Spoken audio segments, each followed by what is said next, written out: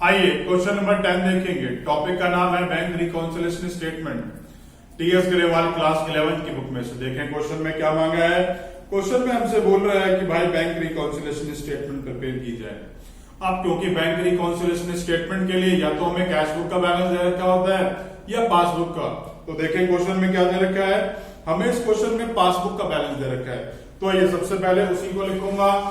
लिखा है on 31 March the passbook shows a balance of 6000 to our credit, मतलब इसका क्रेडिट बैलेंस है। Credit balance as per passbook. और पासबुक का क्रेडिट बैलेंस का मतलब क्या हो जाता है, पासबुक के क्रेडिट बैलेंस का मतलब होता है कि भाई प्लस का बैलेंस है। प्लस का बैलेंस लिख दिया। इसके बाद देखेंगे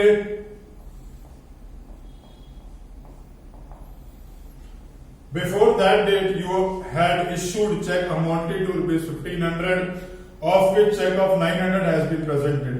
हमने चेक इशू करे हैं, लेकिन कुछ चेक ऐसे भी तो हैं जो हमने इशू कर दिए और वो पेमेंट के लिए प्रेजेंट नहीं हुए। तो check issued but not presented for payment. अब चेक इशू कर दिया और पेमेंट के लिए प्रेजेंट नहीं हुए। जब चेक इशू किया तो कैश बुक कम हो गई, लेकिन वहां जाकर के वो बैंक में तो अब तक कटे नहीं है, तो पासबुक ज्यादा बैलेंस शो कर रही है, कैश बुक कम। घर में समझदार कौन है, घर में समझदार है पासबुक, क्योंकि पासबुक का बैलेंस ऊपर लिखा हुआ है।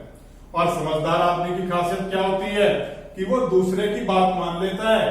तो भाई ये फिगर मैं माइनस कर देता हूं। 1500 के चेक डिपॉजिट किए थे, 900 के प्रेजेंट हो गए हैं, तो जितने नहीं हुए 600 के वो ही लिखूंगा। आइए आगे चलते हैं।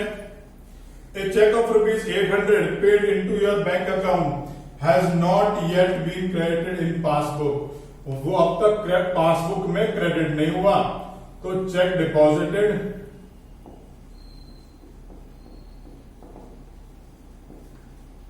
But yet not credited. अब चेक डिपॉजिट कर दिया तो फर्क क्या पड़ेगा भाई, चेक डिपॉजिट करते के साथ ही कैश बुक बढ़ गई, लेकिन पासबुक में क्या है, बैलेंस कम है। अब घर में समझदार कौन है, समझदार वो होता है जिसका नाम ऊपर लिखा है भाई। तो ये समझदार है, तो यहां प्लस कर लूंगा। कितनी वैल्यू आएगी, 800। आइए आगे चलेंगे। There is a credit for interest, credit for interest not recorded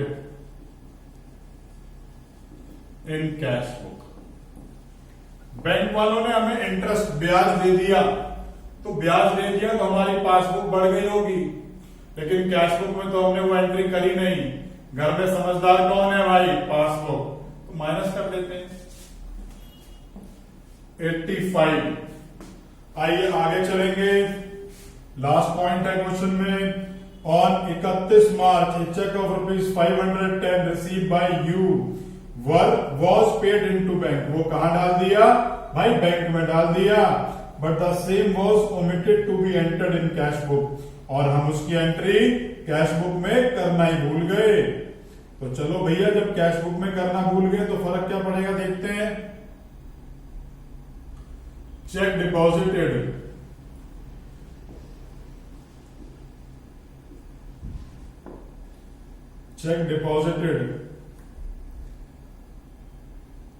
but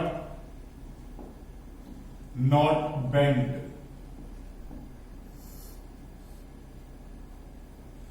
but not entered in cash book।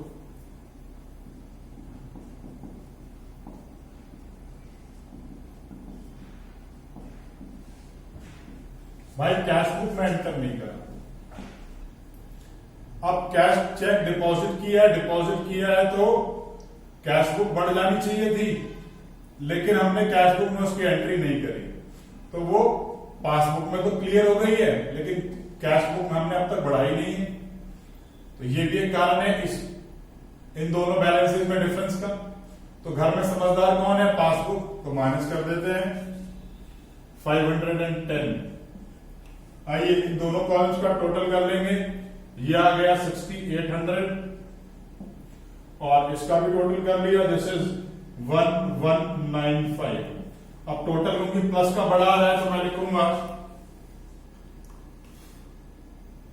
Debit balance as per cash book. कैसे निकालेंगे? 6800 माइनस 1195, इन दोनों का डिफरेंस निकाल लिया और यहां मैं लिख दूंगा इस डिफरेंस को, दिस इज 5605। इसका टोटल बड़ा होता है, उसकी तरफ जो है बैलेंसिंग लिखी जाती है। अब बात करेंगे इन सब की। भाई ये तो सिर्फ आपको समझाने के लिए करा है मैंने, अब इसको मैं यहां से हटा दूंगा ताकि आपको ये मालूम चले भाई अमाउंट जो है वो प्लस वाले कॉलम में आएगी या माइनस में। इसे हमें क्वेश्चन में शो नहीं करना।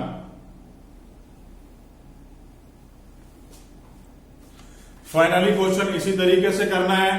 क्वेश्चन में कोई भी डाउट आ रहा है तो आप मुझे नीचे कमेंट बॉक्स में कमेंट कर सकते हैं। और अगर इस टॉपिक के ऊपर मेरा वीडियो लेक्चर नहीं देखा है तो प्लीज उसे देखिए। उसको देखने से ये सारी बातें और भी अच्छे से समझ में आएंगी।